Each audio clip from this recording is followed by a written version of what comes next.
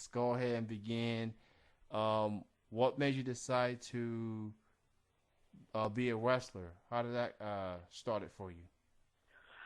It started for me pretty much straight out of the womb. I've been watching it since I was a little kid. I wrestled in high school, and once I finally turned of legal age to start training, that's what I started doing. I started training when I was 19 and been going at it ever since. Do you remember the first wrestling match that you ever had, and if so, who was your opponent, and what company did you work for at the time? My very first match ever in the history of ever would have been against Nixie for North American Wrestling down in Fresno, California. But I don't consider that my first match. I consider my first match with Pro Wrestling Bushido in Modesto.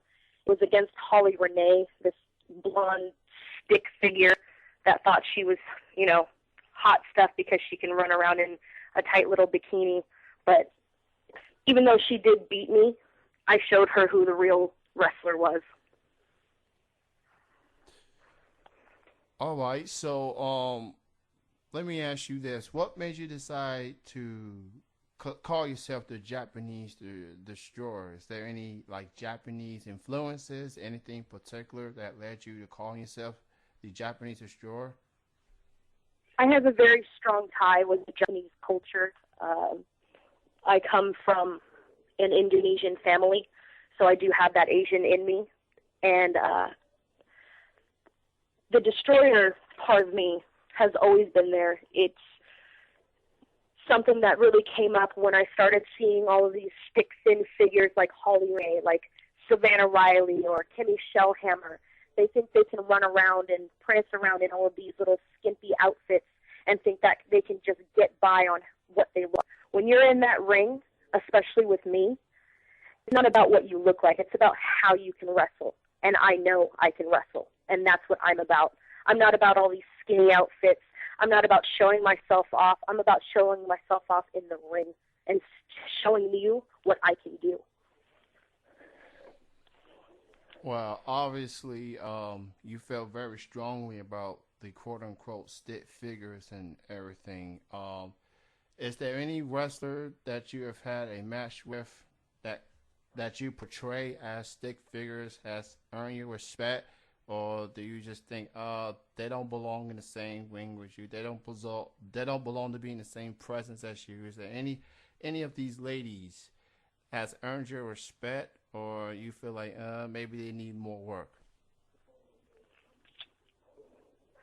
I give it to Savannah Riley because I have had several bouts with her, and the one thing I give to her is she keeps coming back for more no matter how hard I beat her down. Another one that has piqued my interest would be Lucky O'Shea. I've had a few run-ins with her lately, and again, she keeps coming back for more. So as long as they keep coming back and I keep beating them down, they'll somehow earn my respect. Do you have any upcoming wrestling matches you would like to promote? I have a match coming up for Supreme Pro Wrestling in Sacramento on April 21st. It is the first ever women's match on an SPW anniversary show. It'll be myself versus Savannah Riley. This is match number 3 in the last couple of months that we've had. I beat her fair and square these last 2 times. Okay, well, maybe not this last time, but I still won, and that's all that matters. So there's the finale for that, as well as Pro Championship Wrestling in Chico, California on the 4th. I'll be wrestling Kimmy Shellhammer, and that's in February. Is there any wrestlers out there that you haven't had a chance to work with but would like to be in the ring with someday? Anyone? Whether it's indie or in the pros, anyone particular? I would love to get my hands on Buggy Nova again. That would be great. Also, anyone who I really, really want to wrestle with would be Mischief. I think her and I would tear each other apart, as well as Mickey Knuckles. I want a hardcore match with Mickey Knuckles, and I think that would be one of the hardest hitting matches you will ever see 2 women in. because I'm not afraid to bleed. I'm not afraid to fight, and I know Mickey is just like me. I'll meet her at CZW. I'll meet her here in California. It doesn't matter. I will fight her wherever and whenever. I definitely will be a fan of that match. That's for sure.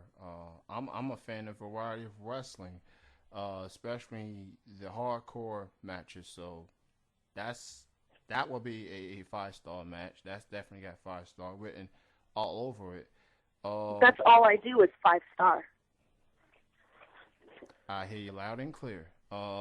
So, what are some other goals you'd like to accomplish in your wrestling career? Like more championships, traveling on the road. What do you consider some goals you'd like to accomplish? My goal at this time is to make it outside of California. The ultimate goal would be make myself as big as possible in Japan, or even in the hardcore wrestling scene. People like Mickey Knuckles, people like Lufisto.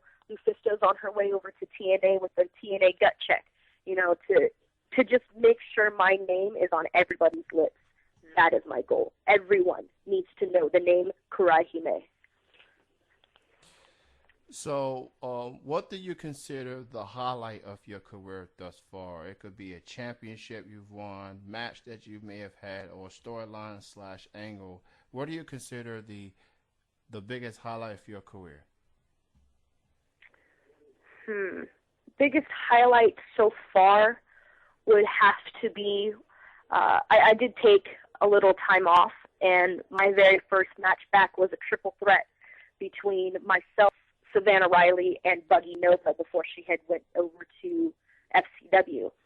And it was for Pro Wrestling Bushido, Lucha Rules #4 in Stockton, California.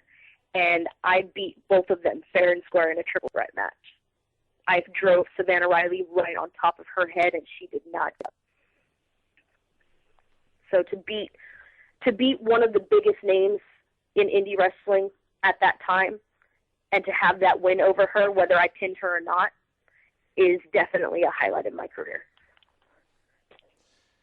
So, what would your advice be to any aspiring wrestlers out there that wants to make this a job, that wants to be considered a wrestler, that want to take this seriously? What would your advice be?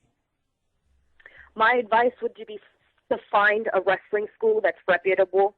Make sure that it's not somewhere that looks like it comes from a backyard. Make sure you research where you're going. Make sure you go to a show before you even start wrestling there. And when you do start training, shut your mouth.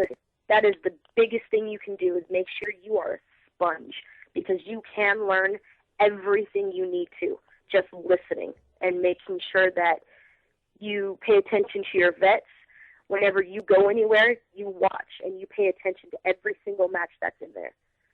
You will never stop learning, ever. You could be 65 years old like Ric Flair and still learn something every single time you step foot in that ring.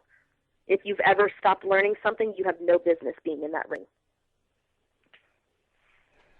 How would you best describe your wrestling style? You consider yourself like a brawler, technically style, or submissions, anything particular? What will best describe your wrestling style? I guess you could say I'm a brawler. I like to refer to it as Japanese strong style. You're not going to see me doing all those high-flying, flippy little flashy things. I will beat you down, and I will make sure you stay down. I don't need to get onto the top rope, but if I ever do, you best be sure to watch out, because if I get off that top rope, you ain't coming back down, that's for sure. For anyone out there that wants to keep up with your work or upcoming matches, anything particular, why don't you go ahead and promote your social media links, Twitter, Facebook, or any other links people need to know?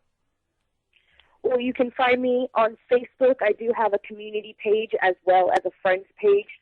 You can find me at facebook.com/Kurai Hime PWB, or Japanese Destroyer Kurai Hime. You can also follow me on Twitter at Kurai Hime PWE, or I am now on Tout at the same name. You can also ask me any question you want on Form Spring. Just make sure they're not stupid, okay, people? I'm not very good with stupidity. It makes me angry. So you can find me on pretty much any social media site that's out there. I also hear that you're going to be a part of a company named Lucha Girls with Jezebel Womo. Talk a little bit about that. This weekend I've got a few matches with Jezebel that I'm looking forward to. I've never worked her before. I'm very excited because I hear that she's very stiff, very strong. So I'd like to see what she can do in that ring. I know she comes from Santino Brothers Wrestling down in SoCal. So I know they definitely don't mess around when it comes to getting in that ring. Well, I'm going to go ahead and let you go. It was great talking to you. I hope I didn't make you too angry, and thank you for being on the show. Yeah, no problem. And let me know if you need me next time. Thank you for your time, and you have a good night. Bye-bye. All right, bye-bye.